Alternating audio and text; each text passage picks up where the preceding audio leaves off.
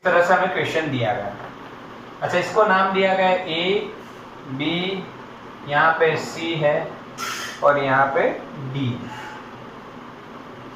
तो बच्चों हर ब्रांच में कितना करंट है ये निकालना है। अब एनसीईआरटी में आप देखोगे तो उन्होंने खुद से ही कुछ करंट डिवीजन दे दिया है, कुछ करंट डिवीजन दे दिया है। और आप सॉल्यूशन भी देख सकते हो कि I1 आपको I2 और I3 आपको मिल रहा है, ऐसे क्वेश्चन सॉल्व किया गया है। अच्छा, अब खुद से भी आप ले सकते हो डायरेक्शन, कोई दिक्कत नहीं, खुद से भी आप ले सकते हो बच्चों, कोई दिक्कत नहीं।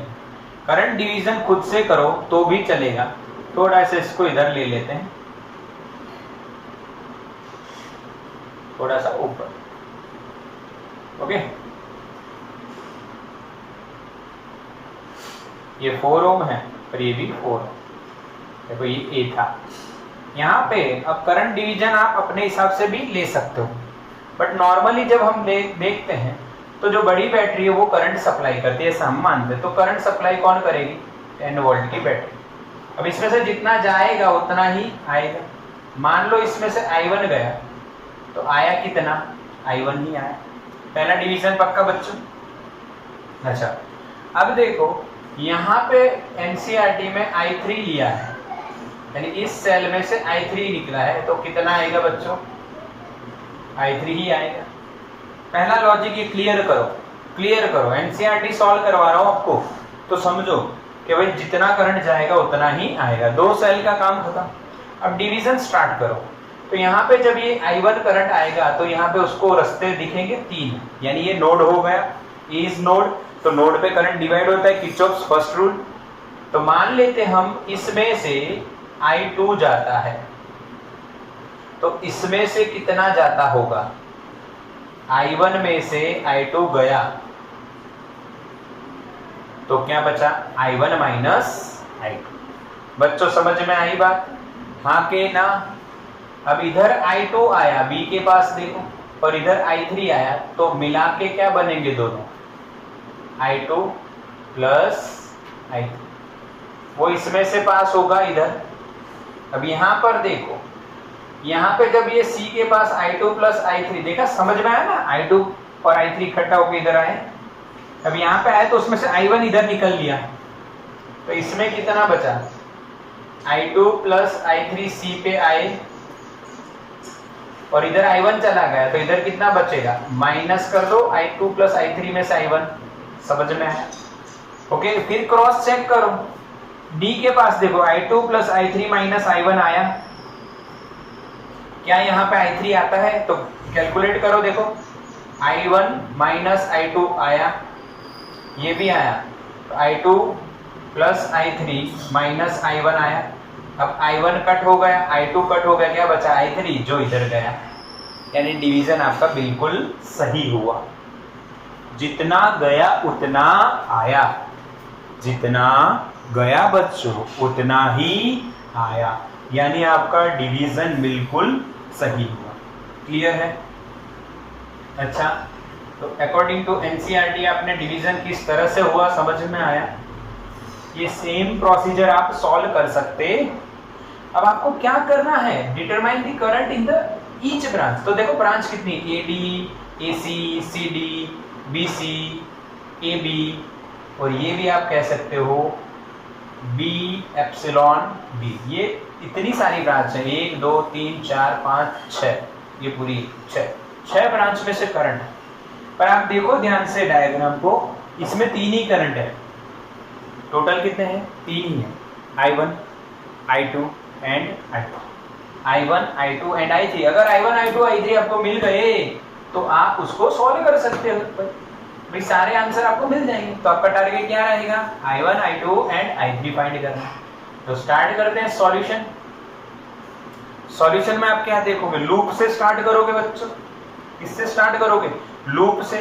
3 लूप हैं, 1 2 3 दिख रही है, हाँ के ना? फिर 4 और ये पूरी 5, बहुत सारी लूप, 5 लूप है। कितनी मानोगे? जो आप देखो, जो आप मानो वो मान सकते हो। तो चलो स्टार्ट करते हैं सॉल्यूशन। तो पहली जो लूप ली है एनसीईआरटी में वो कौन सी ली है पता है आपको? एडीसीए लूप ले ली उन्होंने और सॉल्यूशन किया है।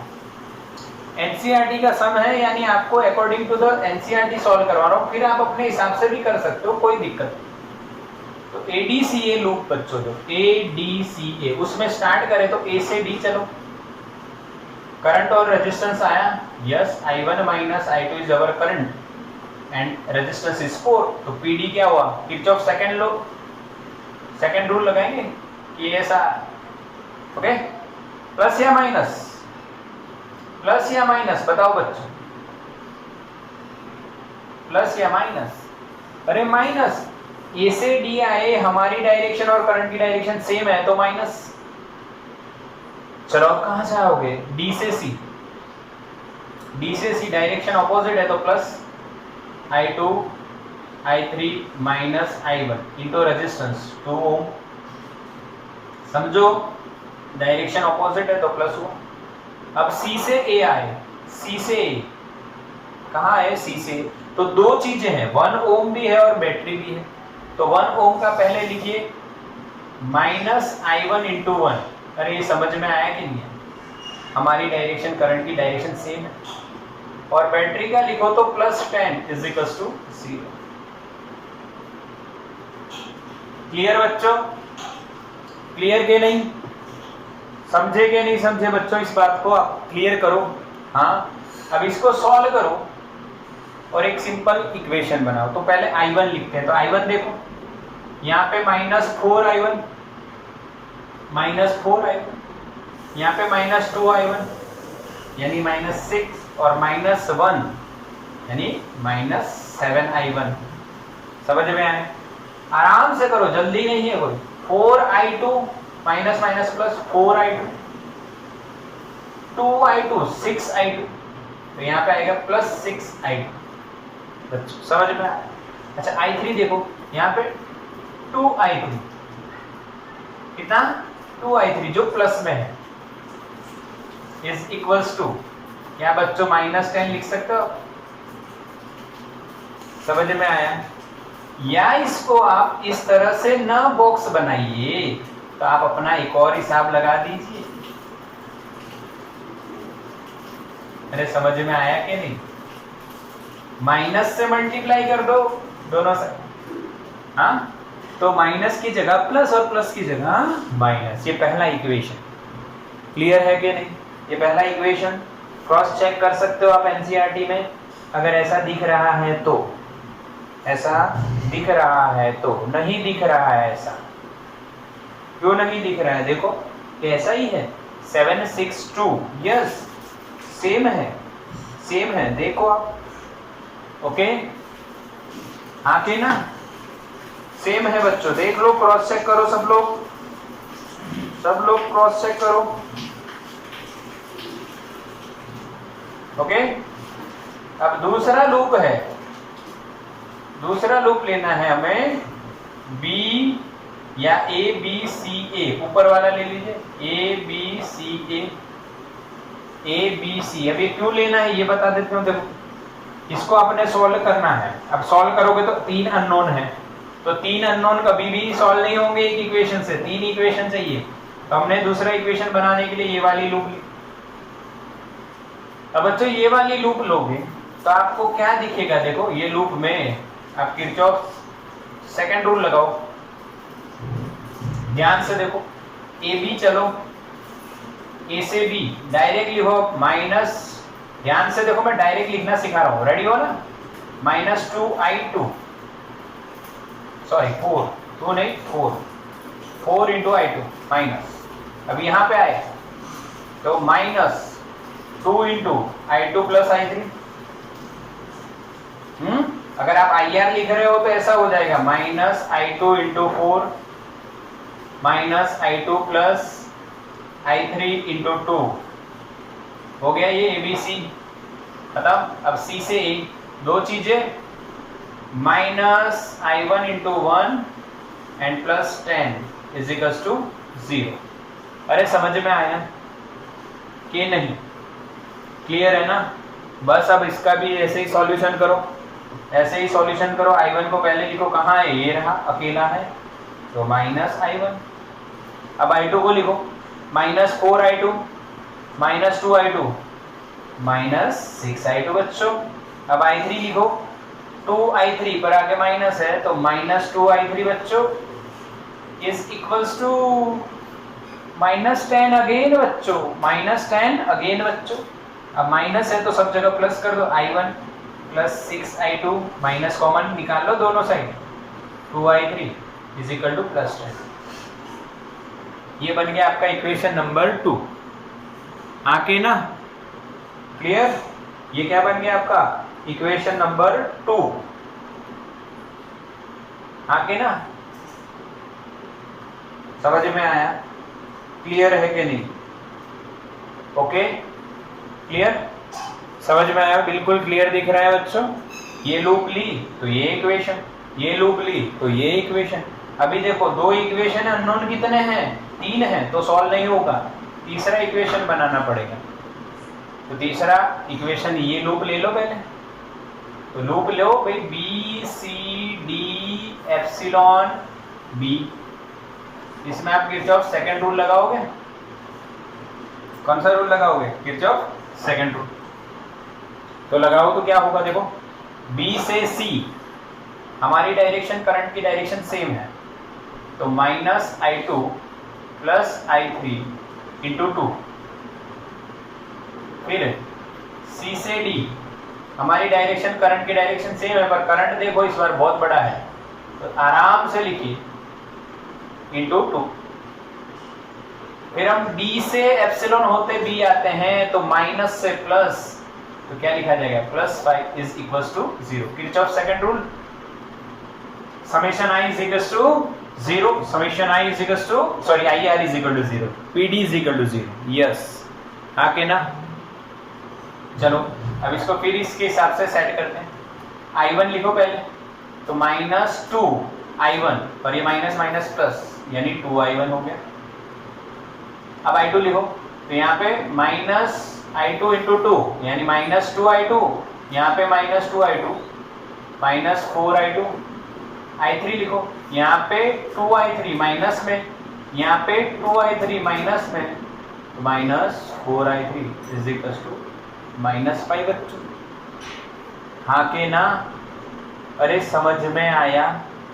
ये इक्वेशन आपका कौन सा हो गया, इक्वेशन नंबर आपका हो गया 3। हाँ के ना? इक्वेशन नंबर कौन सा हो गया, 3। डिवाइड कुछ नहीं होगा इसमें, 2 से डिवाइड करोगे सोचोगे पर राइट साइड में 5/2 हो जाएगा, तो मत करो। आया समझ में? पहले बताओ आया समझ में कि नहीं? क्लियर हुआ? चलो बच्चों, डाउट है तो बोल दो, कोई डाउट नहीं है। अब I1 I2 I3 के लिए आपको क्या करना पड़ेगा, एलिमिनेशन। एलिमिनेशन राउंड आ गया भाई, एलिमिनेट करना है। तो कैसे करोगे, तो आंखों से देखो और फिर सोचो। 1 2 3 इक्वेशन में सॉल्व करना है आपको। तो इस इक्वेशन और इस इक्वेशन को देखो, तो ये दो टर्म सेम है, सेम दिख रही है बिल्कुल, एक प्लस है दूसरा माइनस। तो भाई पहली स्टेप आपकी रहेगी एलिमिनेशन में, ऐड इक्वेशन 1 एंड 2 ऐड कर दो। तो देखो लिख रहा हूं, 7I1 minus 6I2 minus 2I3 is equals to 10। ये पहला इक्वेशन। दूसरा लिख रहा हूं, I1 plus 6I2 plus 2I3 is equal to 10। इनका एडिशन करो तो ये दोनों कट कितना आया, 8I1 इज इक्वल्स टू 20। ये हो जाएगा 4 2 जा, ये हो जाएगा 5 4 जा, तो I1 इज इक्वल्स टू 5/2। क्या बच्चों आया आपको? I1 इज इक्वल्स टू क्या आया, I1 इज इक्वल्स टू क्या आया, 5/2। हाँ कि ना? समझ में आया? क्लियर है ना? बिल्कुल। अच्छा, अब इसको जगह हमारे पास खत्म हो गई है, तो इसलिए मैं क्या कर रहा हूं, ये देखिए मैं यहाँ सॉल्व करता हूँ, ट्राई करते हैं। I2 को इतने में डिराइव करनी है, I2 या I3 कोई भी आ जाए। चलो देखते हैं। अब देखो पहला स्टेप कंप्लीट ना, step 1 for elimination is completed. Now step 2 for elimination. Step 2 for elimination. Step 2, ध्यान से देखो, समझो इसको कि भाई अब एलिमिनेशन में आप क्या करोगे। तो एक रास्ता ये है, I1 की वैल्यू इसमें और इसमें रखो, तो I2 और I3 के इक्वेशन बन जाएंगे, फिर उनको आप सॉल्व कर सकते हो। क्लियर के नहीं? हाँ के ना? पर ये सेम है इसलिए नहीं करोगे, या इसमें रखो या इसमें रखो, फिर आप सॉल्व कर सकते हो। एक और तरीका होता है कि भाई किस तरह से आपको एक और ऑब्जर्वेशन करना रहेगा। देखो यहाँ पे I1 है, यहाँ पे 2I3 है, यहाँ पे देखो 2I1 है और यहाँ पे 4I3 है, इसका डबल है, तो आप ऐसे कर सकते हो। और देखो ध्यान से, I3 के आगे माइनस भी है, तो यहाँ से I3 को एलिमिनेट करते हो, सिंपल। यहाँ से भी कर सकते हो, यहाँ से भी कर सकते हो। देखो ये तो सीधा हो जाएगा, तो कौन सा बेटर रहेगा, ये वाला। चलो ये करते हैं, तो सीधा करते हैं। अब step 2, add equation number 1 and 2, दोनों को ऐड करते हैं। अच्छा, दोनों को ऐड करोगे, सोच तो रहे हो कि ये कट हो जाएगा, पर ये भी तो कट हो जाएगा ना। समझे कि नहीं समझे? देखना जरूरी है, नजरिया जरूरी। तो ये गलत हो रहा है ना आपका, ध्यान से बस यही करना है। सम सॉल्व करते टाइम ध्यान रखना है। तो इन दोनों को एलिमिनेट कर सकते हो, या इसको और इसको कर सकते हो। ये दो लेते हैं, तो भाई इक्वेशन 2 को हम किससे मल्टीप्लाई करेंगे, सेम होने के लिए 2 से। और इक्वेशन 3 को हम किससे मल्टीप्लाई करेंगे, नहीं, दोनों 4 तो हो जाएगा, तो इसको मल्टीप्लाई नहीं करना है और फिर इनको ऐड कर देना है।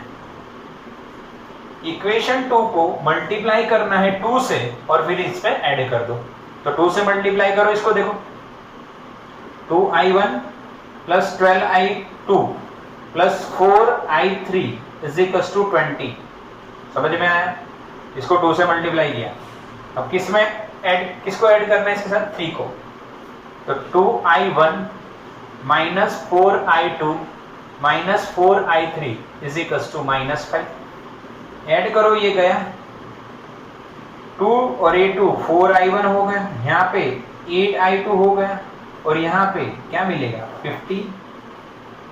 अरे बढ़िया, समझ में आया? बिल्कुल सिंपल। अब क्या करो, अब भाई आपको I1 की वैल्यू पता है, I1 की वैल्यू पता है, रख दो। I1 की वैल्यू क्या होगी, देखो 4 × 5/2 plus 8I2 is equal to 50। तो ये 2 2 जा यानी 10 हो गया। तो 8I2 इज इक्वल टू 5 2 जा 10, 15 माइनस 10 5। I2 आपका क्या आया, 5/8 एम्पियर। क्या आया, 5/8 एम्पियर। समझ में आया? क्लियर के नहीं? बिल्कुल। देखो सॉल्यूशन टफ नहीं है, स्टेप्स ज्यादा हैं। स्क्रीनशॉट लो इसका।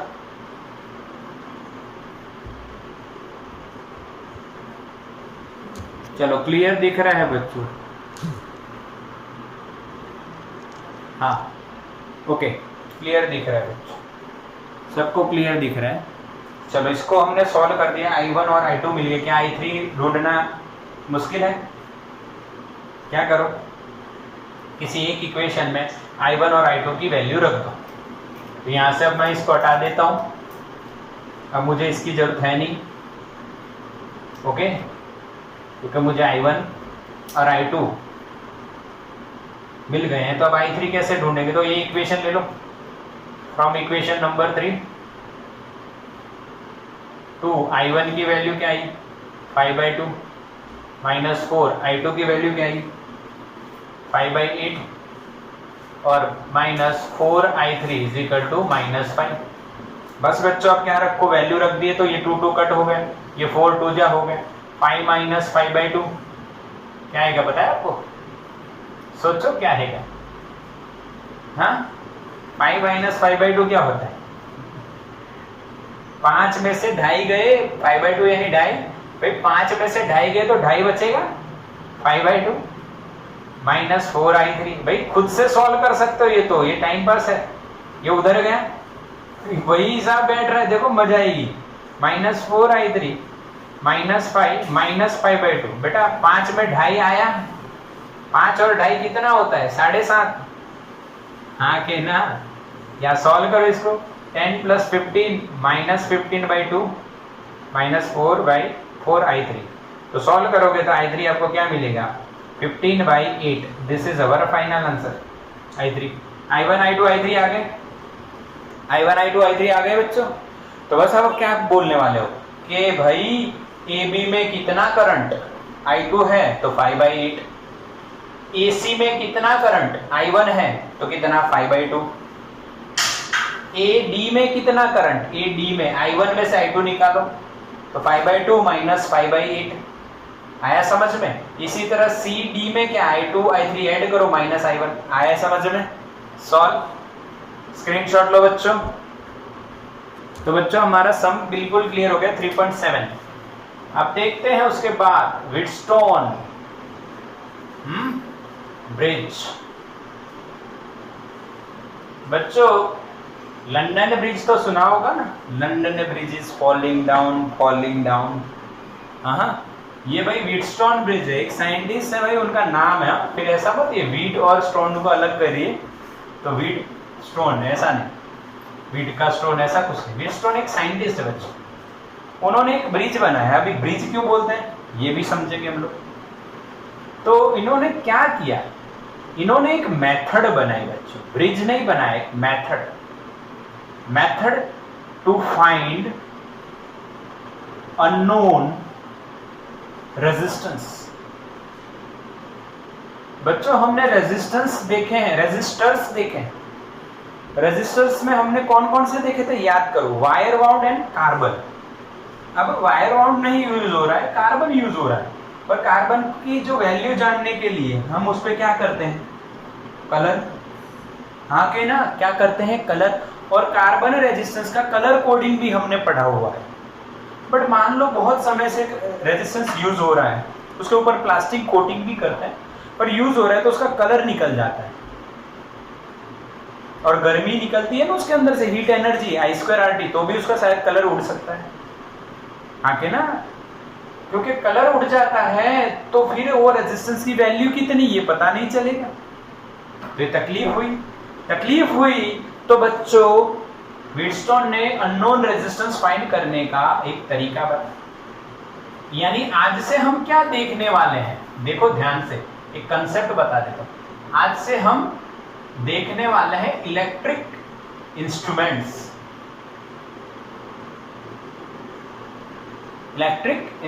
जिसमें हम पहला करेंगे रेजिस्टेंस मेजरमेंट। उस मेजरमेंट के लिए आप देखने वाले हो कौन कौन से इंस्ट्रूमेंट्स। दूसरे जो इसके बाद वाला चैप्टर है उसमें और इसमें हम दो चीजें देखेंगे, ईएमएफ कैसे मेजर करना है। ये चैप्टर 3 की बात चल रही है तो यहां तक रोकते हैं। इलेक्ट्रिक इंस्ट्रूमेंट रेजिस्टेंस मेजर करने के लिए और ईएमएफ। रेजिस्टेंस के लिए दो हैं, एक है व्हीटस्टोन ब्रिज, दूसरा है भाई मीटर ब्रिज, और ईएमएफ के लिए आएगा पोटेंशियोमीटर। डब्ल्यूबी का नाम क्या है? Wheatstone bridge. लिख नहीं रहा हूं, आप वीडियो को बार बार रिवाइंड करके देख सकते हो। व्हीटस्टोन ब्रिज, मीटर ब्रिज जो रेजिस्टेंस मेजर करेंगे। ईएमएफ कौन? या पीडी के बोल सकते हो, पोटेंशियल डिफरेंस। ये कौन मेजर करेगा? पोटेंशियोमीटर। तो 3 डिवाइस देखनी है इस चैप्टर में। कितनी डिवाइस देखनी है? 3 डिवाइस। पहली डिवाइस कौन सी देखने वाले? To measure unknown resistance, Wheatstone bridge. Clear ना? ओके, चलो तो स्टार्ट करते हैं व्हीटस्टोन ब्रिज समझना। आइए, व्हीटस्टोन नाम के साइंटिस्ट ने व्हीटस्टोन ब्रिज बनाया जो क्या मेजर करता है? Unknown resistance. तरीका देखिए उनका। सैंडविच, ब्रेड याद है? ब्रेड, उनको ब्रेड बहुत पसंद थी। उनको क्या पसंद थी? ब्रेड। तो ब्रेड खाते खाते उनको एक दिमाग में आइडिया आया, भाई क्लियर नहीं कर रहा हूं कि भाई ऐसा ही हुआ होगा, ये तो ऐसे ही मैं आपको बता रहा हूं। उन्होंने यानी 4 आम रखी, R1 R2 R3 R4, 4 arm रखे। ओके, बी और डी के बीच में उन्होंने गैल्वेनोमीटर कनेक्ट किया। क्या कनेक्ट किया, इसके बारे में थोड़ा सा जानिए। गैल्वेनोमीटर क्या है?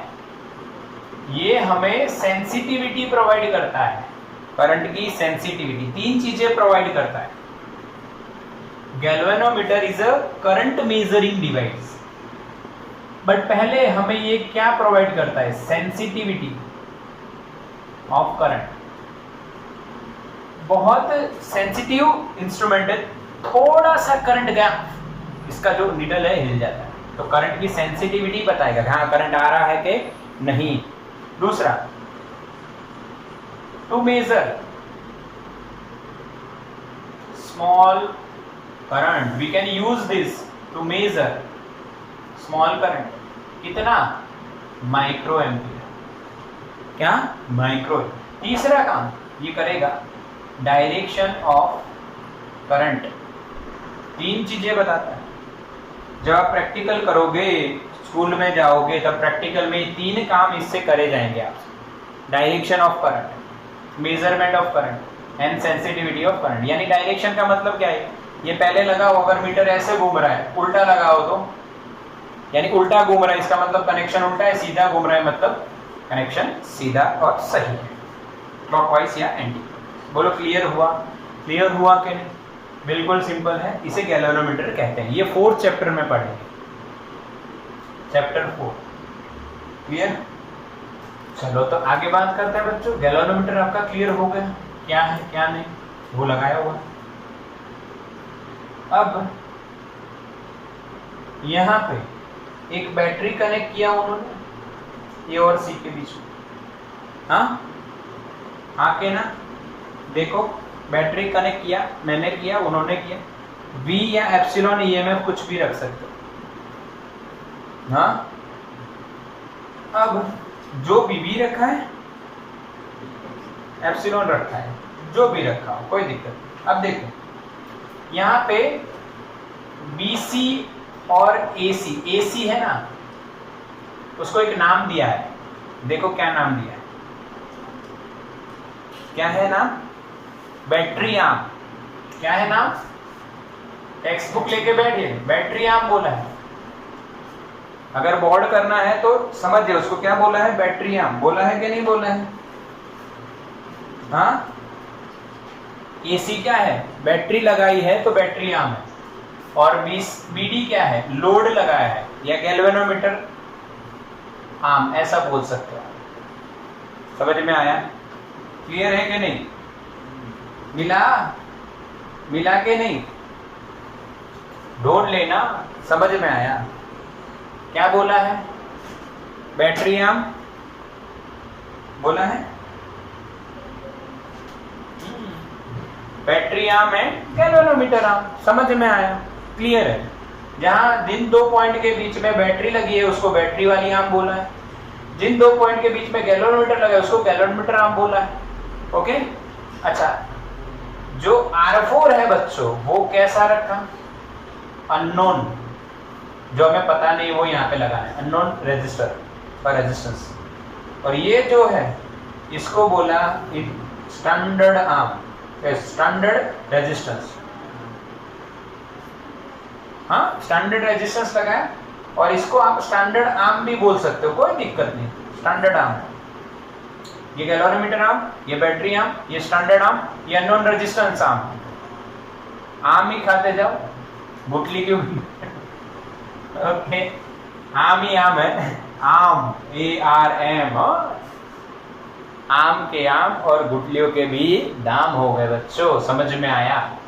अब क्या होता है बच्चों, यहाँ पे जैसे इसमें से करंट भागा हुआ आया, यहाँ पे डिवाइड हुआ, इसमें मान लो I1 गया तो इसमें I2 गया, मान लो, ठीक है। तो इधर कितना आया होगा? तो इधर उन्होंने बोला I4 और इधर बोला I3, यानी 1 में से 1, 3 में से 3, 2 में से 2, 4 में से 4, ऐसा उन्होंने मानने के लिए बोला। और यहाँ पे मान लो गया गैल्वेनोमीटर में से करंट कितना, IG, कितना गया बच्चों, IG। अब कई बच्चे सोच रहे हैं ये क्या हो रहा है, भाई जो हो रहा है वो ऐसा ही उन्होंने बताया। आप डिवीजन अपने हिसाब से भी कर सकते हो, पर उन्होंने जो किया वो बताया। आप ऐसा सोच रहे हो सर यहाँ पे I1 आया तो यहाँ पे I मान लो तो ये I माइनस I1 हुआ, अरे सही है, आप सही बोल रहे हो, आप गलत नहीं सोच रहे हो। बट हमें समझने के लिए जो I माइनस I1 है उसको मैंने I2 बोल दिया, चलेगा ना, मानना ही है, चलो मान लिया। अब उन्होंने क्या किया प्रैक्टिकल, ये ध्यान से देखो, ध्यान से देखो। उन्होंने प्रैक्टिकल में क्या किया, स्टैंडर्ड आर्म जो है उसको चेंज करें, बार बार अलग अलग वैल्यू रखी, अलग अलग वैल्यू, और स्टैंडर्ड आर्म जो है उसमें एक ऐसी वैल्यू उन्होंने गेन की कि जिससे IG क्या हो गया, 0। स्टैंडर्ड आर्म को ऐसे वैल्यू चेंज की और उससे क्या हो गया, IG 0 हो गया। इसको बोला गया balanced condition of the bridge, balanced condition of the bridge. When the current from the galvanometer is 0, then the bridge is in which condition, balanced condition। in which condition, balanced condition। okay, इसका मतलब balance क्यों उन्होंने बोला, देखो इसको हटा दो, current 0 पे गया तब बैलेंस हो गया ना, थोड़ा करंट इधर से गया, थोड़ा करंट इधर से गया, बैलेंस हो गया। इसीलिए उन्होंने क्या बोला बच्चों, बैलेंस कंडीशन। समझ में आया, समझ में आया कि नहीं आया? बैलेंस कंडीशन का मतलब क्या है, when the current from the galvanometer is 0 then the bridge, the stern bridge is in balance condition. अच्छा, इसको ब्रिज क्यों बोला भाई, दो पॉइंट को कनेक्ट कर रहे हैं इसीलिए उन्होंने ब्रिज बोल दिया भाई। हाँ ओके, पक्का ओके, क्लियर। एक मिनट, चलो तो आगे चलते हैं। अब ब्रिज बैलेंस कंडीशन में हो गया, इसका मतलब यहां से करंट 0 थी, ओपन सर्किट हो गया, इसका मतलब ये सीधा हो गया। तो I2 और I1 की बात समझ लो, तो I1 बराबर I3 हो गया क्योंकि ये सीरीज में करंट सेम हो गया, एंड I2 बराबर क्या हो गया, I4 due to balance condition. बच्चों समझ में आया कि नहीं? यहाँ पे भले ही गैल्वेनोमीटर आपको दिखाया है पर बैलेंस कंडीशन में उसमें से करंट नहीं जाता है, तो ये जो करंट आया I2 वो इसमें नहीं गया, तो इसका मतलब उतना ही इसमें आ गया, इधर I1 आया उतना ही इसमें चला गया I3, तो दोनों सेम। अब क्या किया उन्होंने, अब हमें एक लूप लेनी है, किरचॉफ रूल का यूज करना है। तो लूप कौन सी लेनी है, तो ये ब्रेड दिख रही है, बीच में से कट गया है तो आधा पोर्शन ये, आधा पोर्शन ये, तो लूप लेंगे हम लोग ABDA, पहली ये वाली आधा ब्रेड। ओके, तो भाई किरचॉफ सेकंड रूल लगा रहे हैं, KSR सेकंड रूल लगेगा। इधर सेम डायरेक्शन AB जा रहे हैं, सेम डायरेक्शन है तो माइनस I2 R2 हो गया बच्चों। इधर तो IG क्या है, 0 हो गया बैलेंस में, तो गिनना नहीं है BC को, BD को, BD में कुछ भी नहीं। अच्छा, तो यहाँ पे मैं लिख देता हूँ 0, फिर इधर आओगे DA ऑपोजिट डायरेक्शन, तो plus I1 R1 is equal to कुछ भी, बैटरी नहीं है तो बैटरी है ही नहीं इसमें लूप में, तो 0। तो इसमें क्या हो जाएगा, I1 R1 is equal to I2 R2 बच्चों। तो I1 अपॉन I2 क्या आ जाएगा, R2 अपॉन R1, ये बन गया बच्चों इक्वेशन नंबर 5। समझ में आया? दो लूप लेनी है, एक लेफ्ट साइड दूसरी राइट साइड, दूसरी राइट साइड, राइट वाली देखो लूप 2। अच्छा, क्यों ली जा रही है अभी समझ में आएगा, पहले सॉल्व तो करो। लूप 1 हो गई, लूप 2 देखो BCDB, ओके, और किरचॉफ सेकंड रूल लगाओ बच्चों। तो B से C गए, माइनस I4 R4, हमारी डायरेक्शन करंट की डायरेक्शन सेम, यहाँ पे उल्टी है तो प्लस I3 R3, और DB में क्या होगा, 0 इज इक्वल टू 0, क्योंकि ये ना लिखो तो भी चलेगा बच्चों। I3 R3 is equal to क्या हो गया, I4 R4। I3 by I4 is equal to क्या है R4 by R3. But we know this equation so that I1 by I2 is equal to R4 by R3. क्यों ऐसा किया समझ में आया? क्यों समझ में आया? क्योंकि I3 की जगह I1 लिख दो, I4 की जगह I2 लिख दो. लिख दिया मैंने, लिख दिया बच्चों. क्लियर के नहीं? क्लियर के नहीं? अब इक्वेशन नंबर 1 एंड 2 से आप क्या देख सकते हो कि भाई R4 upon R3 is equal to R2 upon R1. सही है? सही है. R2 upon R1 is equal to R4 upon R3. Chapter 2 में मैंने करवाया था, याद है? वही है. अगर ब्रिज बैलेंस कंडीशन में है, if western bridge is in balance condition, तो ऐसा होगा. इसका उल्टा भी सही है ना. अगर ऐसा हुआ तो ब्रिज कौन सी कंडीशन में? बैलेंस कंडीशन में. यही तो सम्स में यूज होता है. समझ में आया पक्का ना? तो क्लियर कर दो कि वेस्टर्न ब्रिज बैलेंस कंडीशन में आता है तो ऐसा होता है बच्चों. चलो ठीक. इसका फायदा क्या हुआ? तो अननोन रेजिस्टेंस मिल जाएगा आके ना. R4 इज अननोन रेजिस्टेंस तो मिल गया. ये स्टैंडर्ड है और ये पहले से पता ही है, तो ये ऐसे मिल गया. इसको स्टैंडर्ड क्यों बोला गया? क्योंकि इसकी वैल्यू चेंज कर करके, इसकी वैल्यू चेंज कर करके IG को 0 किया है और जो वैल्यू मिली उसे स्टैंडर्ड वैल्यू बोलेंगे. समझ में आया कि नहीं? बताओ बच्चों, मैसेज करो, मैसेज करो. क्लियर है और नॉट? चलो बच्चों, यहाँ पे खत्म हुआ वेस्टर्न ब्रिज. बट इसका कंसेप्ट समझिए थोड़ा सा कंसेप्ट आपको समझना है. और कि भाई इसका मतलब और यूज क्या है, क्या शॉर्टकट कैसे है. तो बच्चा आपको देखना है कि कहां पे ऐसा बन रहा है. ओके, कोई भी कैपेसिटर हो, रजिस्टर हो, कुछ भी ऐसा बन रहा हो ये भी, और ये R है और ये R है, ये 2R है और ये 2R है.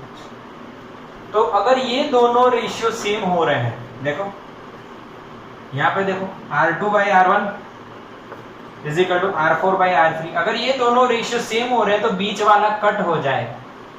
Bridge is in balance condition. अब ये दोनों सीरीज और जो आंसर आया पैरेलल में सॉल्व कर सकते. तो बच्चों ये बात समझिए. शॉर्टकट मेथड देखिए, मेथड ऑफ सीजर. अगर ये रेशियो के बराबर हुआ तो बीच वाला कट जाएगा. याद रखने का तरीका, मेथड ऑफ सीजर. ये रेशियो और ये रेशियो सेम हुआ तो बीच वाला कट हो जाएगा, ओपन सर्किट हो जाएगा, उसको निकाल देना. क्लियर? तो बच्चों आज हमने क्या क्लियर कर दिया? हमारा वेस्टर्न ब्रिज. ओके, इसको टेक्स्ट बुक में से पढ़िए और प्रिपेयर कीजिए.